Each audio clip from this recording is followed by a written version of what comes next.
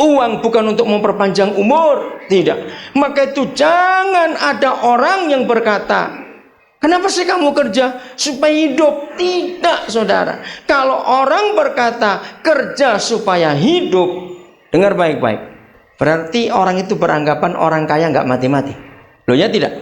Coba mikir baik-baik. Kalau orang bertanya kepada saudara, kenapa lu kerja? Supaya hidup. Itu artinya orang kaya nggak mati-mati. Karena dengan hasil kerjanya dia punya uang, dipikir nyawa bisa beli 2 kiloan di supermarket. Coba jawab, orang kaya mati tidak? Mati. Maka itu kalau orang bertanya, mengapa kamu kerja? Jawabannya cuma satu, itu tanggung jawab. Bukan untuk hidup. Hidup itu karena pemberian Tuhan. Amin. Hidup itu karena pemberian Tuhan. Bukan karena kita berjuang. Tidak. Berapa kali orang makan sehat. Saudara, tahun yang lalu malam itu kami mau naik mobil dari Pontianak ke Sanggoledo. Itu pertama kali saya ke Sanggoledo. Ternyata pas mau berangkat ditunda. Kenapa? Ada seorang anggota full gospel meninggal mendadak. Istrinya pingsan-pingsan, anak-anaknya nggak percaya kalau papanya meninggal. Dia makanannya sangat dijaga, sangat. Dia tidak makan semua yang ada kolesterol. Begitu luar biasa menjaga makanannya. Olahraganya rajin. Tidak diketahui kenapa tiba-tiba meninggal.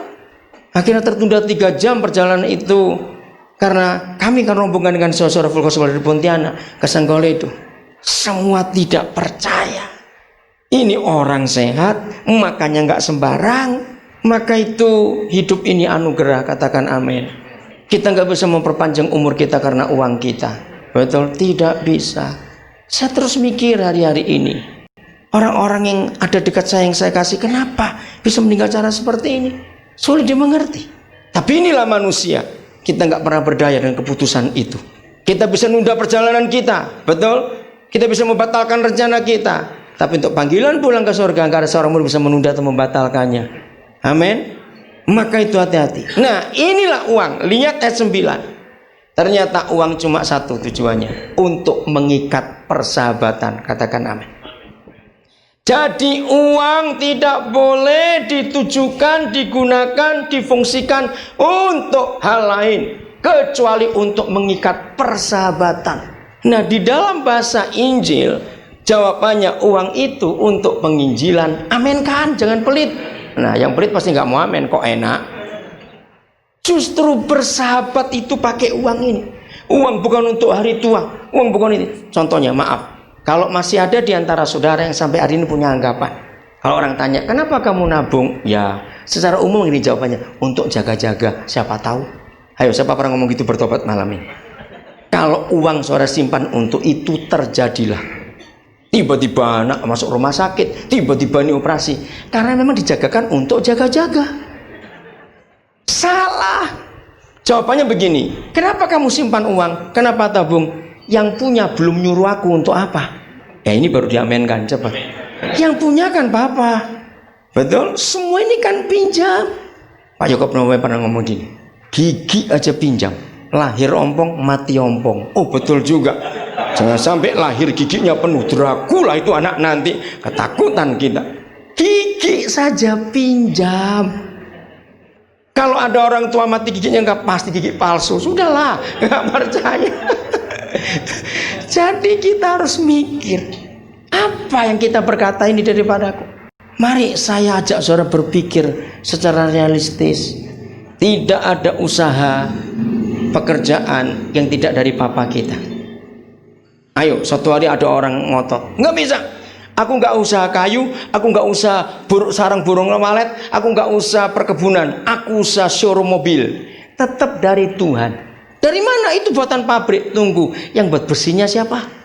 Loh, betul nggak? Yang buat besi jadi mobil itu masa engkongmu? Betul nggak, saudara? Itu Tuhan. Apalagi yang usahanya langsung dengan urusan alam. Yang kaya karena kayu, jangan egois, jangan pelit. Yang nanam kayu itu siapa? Betul? Semuanya Tuhan. Apalagi yang punya usaha sarang walet, sadarlah. Nek manu orang ngiler gak soge kon. Saya berkata begitu, maaf saya berkata. Kalau Kalau burung itu tidak keluar liurnya nggak akan kaya. Cuma karena liur burung aja kaya itu sombong, itu saya nggak ngerti otak apa yang dipakai. Maaf, ini saya berkata, betul nggak? Saudara, usaha apa saja tetap dari Tuhan. Maaf ya Pak Teguh, saya cuma ngomong rumah makan. Oh, saya rumah makan bukan dari Tuhan. Yang buat beras siapa? Yang buat sayur siapa? Buat daging siapa? Ayo ngomong, usaha apa lagi? Oli. Oke, dari mana itu minyak? Siapa yang buat asalnya? Ayo. Sudahlah, tidak ada usaha yang gak urusan dengan Tuhan. Asuransi, oke. Yang buat nyawa siapa? Ayo, kejar. Saya akan kejar saudara balik kalau saudara tanya seperti ini. Yang buat nyawa, ya toh? Kalau kita bisa tukar dengan nyawa ayam, wah, panjang umur semua kita ini, saudara. Nggak bisa. Jadi uang hanya untuk persahabatan, katakan amin. Tidak untuk yang lain. Jangan uang dipakai untuk yang lain. Saudara, hobi saya itu belikan handphone orang, tapi kalau saudara minta saya nggak akan kasih. Kenapa? Handphone yang saya berikan kepada orang-orang yang saya injili, kalau mereka nggak punya telepon, saya berikan handphone supaya kontak. Tiap bulan berapa handphone saya beli, karena kalau saya keliling di mana ketemu orang, kamu bisa kontak di mana, nggak punya Pak, beli handphone ini. Terus maka itu tiap hari saya SMS itu bisa ratusan, saudara. Saudara mungkin kaget oleh tagihan untuk SMS saja itu 1 bulan bisa 1 juta lebih. Itu hanya SMS-nya. Terus saudara, karena saya jawab mereka, mereka banyak bertanya. Saya buat persahabatan dengan uang itu untuk memberkati banyak orang dalam hidup ini. Saya tuh kredit motor di banyak provinsi di Indonesia karena saya memberkati orang-orang itu. Uang saya pakai untuk bersahabatan. Maka itu kalau ada orang kaya, saya berani nantang, saya lebih kaya dari siapapun. Anak 26 yang sudah master, 4 yang doktor, 8 dokter umum, 2 spesialis. Bayangkan. Jadi kita harus tahu uang itu dipakai untuk apa. Dalam memberkati banyak orang di sekitar kita, uang itu perlu. Satu hari saudara, saya diundang KKR oleh Full Gospel dengan gabungan beberapa gereja di Hotel Dusit Balikpapan. Salah seorang anggota Full Gospel yang ada di Balikpapan Permai, ya, ruko pertokoan yang ada di kompleks Dusit itu, saya nginep di situ. Nah, selesai KKR, panitia ribut Balikpapan supaya saya diantar pulang. Saya bilang, dah, cuma satu kompleks 500 meter aja nggak nyampe, ngapain naik mobil? Saya mau jalan kaki. Wah, nggak baik. Masa kami ngundang? Yang nggak baik siapa? Saya bilang begitu. Lebih baik jalan agak panjang umur daripada banyak duduk cepat mati. Oh, dia tak ngerti juga. Maka itu olahraga yang paling sehat adalah jalan. Katakan amin. Saya suka jalan, saudara, suka jalan. Itu sehat. Nah, lalu seorang panitia, baik, saya temani Pak Daniel. Oh, boleh. Karena saya tahu Roh Kudus berkata kuat, kamu pulang jalan kaki. Ada orang yang kamu berkati malam ini. Terus sambil saya jalan ngomong-ngomong cerita, mata saya lihat kiri kanan. Papa, siapa yang saya berkati malam ini? Sudah agak sepi karena data jam 10. Di mana? Tiba-tiba mata saya lihat sebelah kiri, di emper satu ruko ada pengemis tidur. Saya bilang pada panitia ini, mau berhenti sini atau menemani saya? Lu Pak Daniel mau kemana? Ada orang di situ. Kenapa orang itu? Dia bingung. Saya mau memberkati dia. Oh iya, gimana caranya? Ayo kalau itu ikut. Suara saya pelan-pelan. Dia tidur nyenyak sekali karena dia berdengkur. Suara dengkurannya kelihatan. Aduh, nggak enak kalau bangunkan. Saya ambil 50.000 rupiah. Di wajahnya yang menghadap ke dinding ruko, dia taruh botol aqua tapi yang botol besar.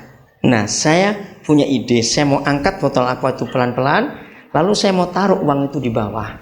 Saudara, sepelan-pelan saya, ternyata dia dengar. Dia kaget. Saya juga kaget. Waduh, bangun. Aduh. Maaf Pak, maaf. Saya bilang, Bapak, saya sudah ganggu Bapak tidur. Dia nggak bisa ngomong karena masih syok toh. Lihat kedua orang, bukan teman gelandangannya, pakaian bagus-bagus kok. Pak, maafkan. Pak, ini ada berkat untuk makan besok. Saudara, kagetnya 2 kali. Lihat, 50.000 utuh. Bapak bawa. Terus saya ngomong, boleh nggak Pak saya doa? Ini kan nggak bisa ngomong. Cuma gini aja dia. Langsung saya ajak panitia, ayo kita tumpang tangan. Saya bilang, Pak, mungkin kita nggak ketemu lagi karena saya tinggal di Papua. Tapi saya titip ini, ada berkat untuk Bapak.